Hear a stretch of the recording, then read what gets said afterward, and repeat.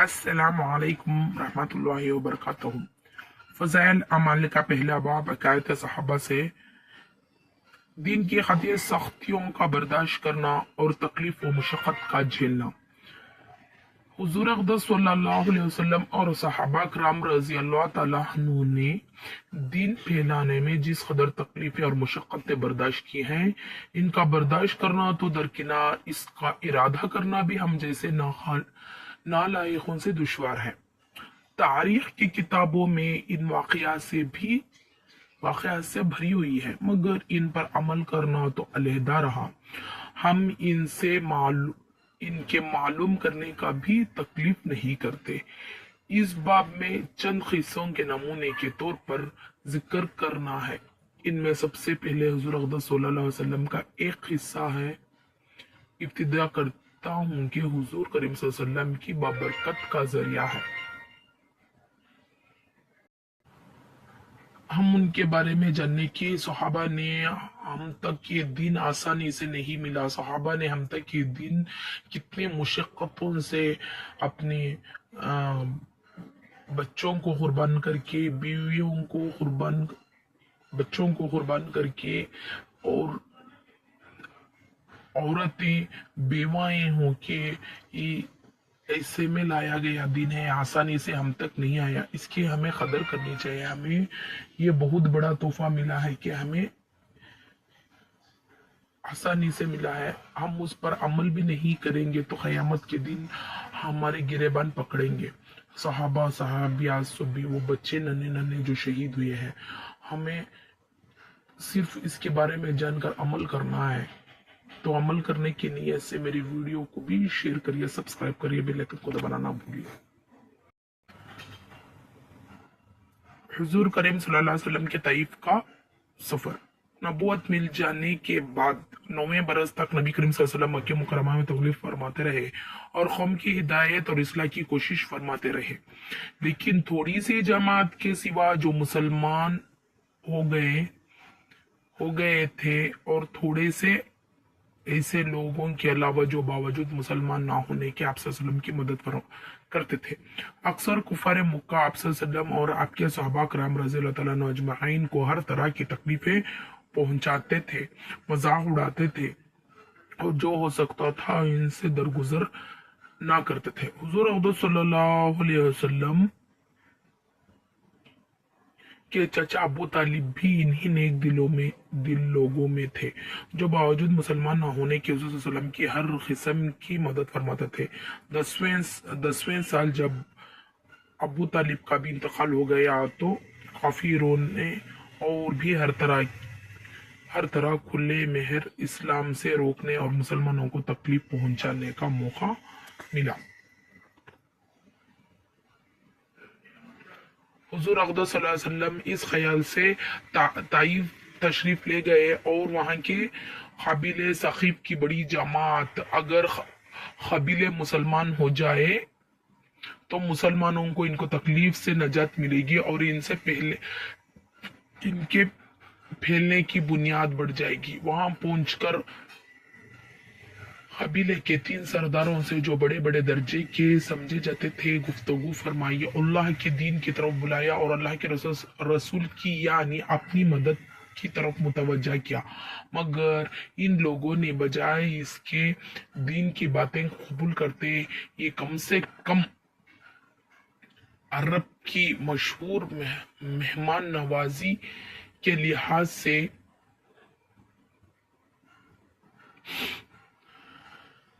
खातिर व मदद इराद करते साफ जवाब दे दिया और निहायत बेरुखी और बद अखलाकी से पेश आए। दिखा ये सब किसके साथ हो रहा है ना, हमारे नबी सल्लल्लाहु अलैहि वसल्लम के साथ हो रहा है। हमारे नबी सल्लल्लाहु अलैहि वसल्लम क्या सोच कर गए थे कि यहाँ के सरदार बड़ी सखी है, बड़े दिलदार है करके इनमें से कोई एक तो भी दिन ला लिया तो हम कुछ तो भी मदद होगी करके बोल के ये गए थे। लेकिन हमारे नबी सल्लल्लाहु अलैहि वसल्लम को वहाँ के मशहूर अरब के लोग का मशहूर मामूल ये है कि वहाँ के लोग मेहमान नवाजी बहुत अच्छे से करते थे। ना उन्होंने मेहमान नवाजी की ना कुछ भी की। हमारे नबी सल्लल्लाहु अलैहि वसल्लम का क्या किया, उन्होंने मजाक उड़ाया। उन लोग آئیے اور جانتے ہیں آگے کیا ہوتا ہے۔ ان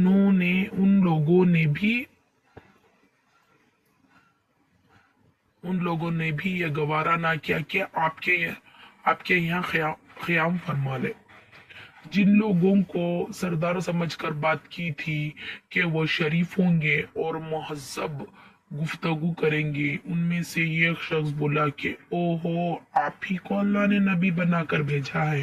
دوسرا بولا کہ اللہ کو تمہارے سوا کوئی ملتا ہی نہیں تھا جس کو رسول بنا کر بھیجتے۔ تیسرے نے کہا کہ میں تجھ سے بات کرنا نہیں چاہتا، اس لیے اگر تو واقعی نبی ہے جیسا کہ تو دعویٰ ہے تو تیری بات سے انکار دینا مصیبت سے خالی نہیں، اور اگر جھوٹا ہے تو میں اس شخص سے بات کرنا ہی نہیں چاہتا۔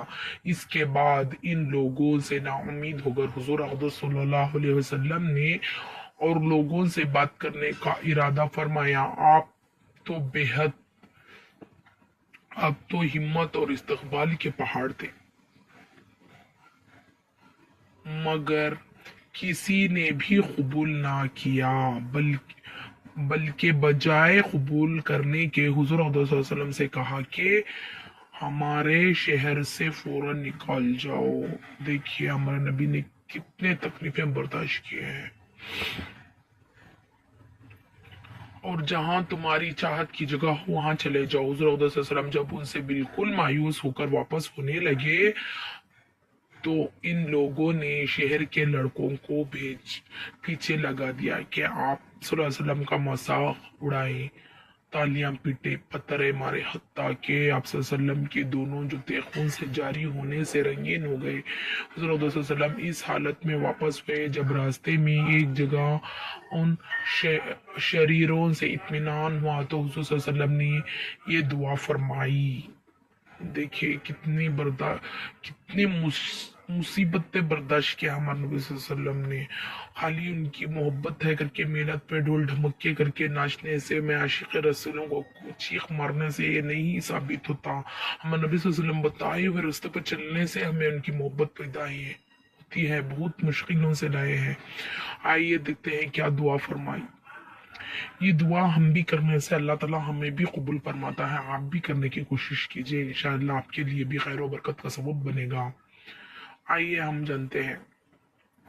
اے اللہ، تجھے سے شکایت کرتا ہوں میں اپنی کمزوری اور بے کسی کی، اور لوگوں میں ذلت اور رسوائی کی۔ اے رحیم، اے رحمان، تو ہی ضعفاء کا رب ہے اور تو ہی میرا پروردگار ہے۔ تو مجھ سے کس کے حوالے کرتا ہے؟ کس اجنبی بیگانے کے جو مجھے دیکھ کر ترش روح ہوتا ہے اور منہ چڑھاتا ہے، یا کسی دشمن کے جس کو تو نے مجھ پر قابو دے دیا۔ اے اللہ،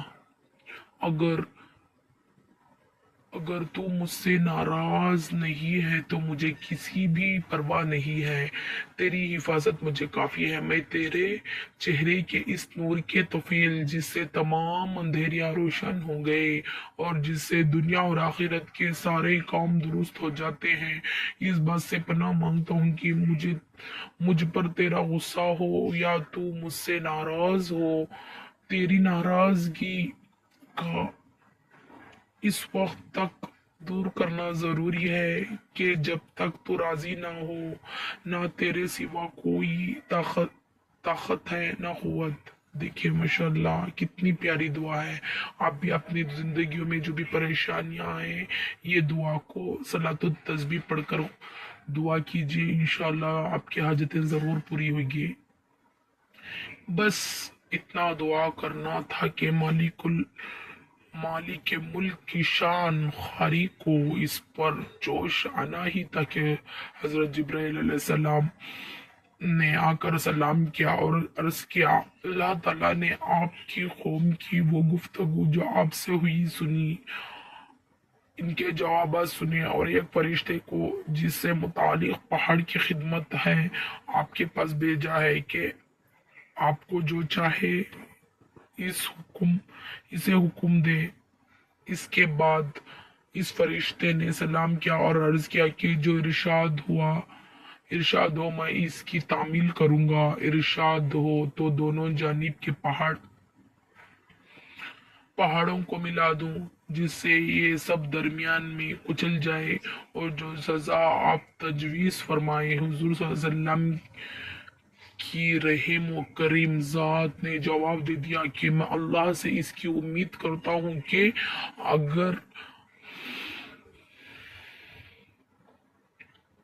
अगर मुसलमान नहीं हुए तो इनके औलाद में से ऐसे लोग पैदा हों जो अल्लाह की परस्तिश करे और इसकी इबादतें करे। ये है अखलाक इस करीम ज़ात की जिसके हम लोग नाम लेवाएं कि हम ज़रा सी तकलीफ से किसी की मामूली सी गाली दे देने से ऐसे भटक जाते हैं कि फिर उम्र भर इसका बदला नहीं करता। ये है अखलाक इस करीम ज़ात की जिसके हम नाम लेवा हैं, और हम ज़रा से तकलीफें से किसी की मामूली सी गाली दे देने से ऐसे भड़क जाते हैं कि फिर उम्र भर इसका बदला नहीं उतरता।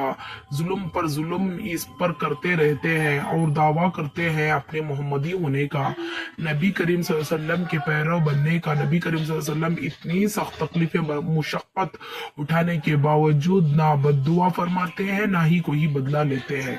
हम अपने बच्चे पैदा हुए हैं, हम इतने प्यार से उनको पालते हैं, उनकी जरा से सताने पर हमें अपने बच्चों को ही कोसते हैं, अपने बच्चों को ही, अपने माँ को ही, अपने बहन भाइयों को ही कोसते हैं, बद्दुआएं करते हैं।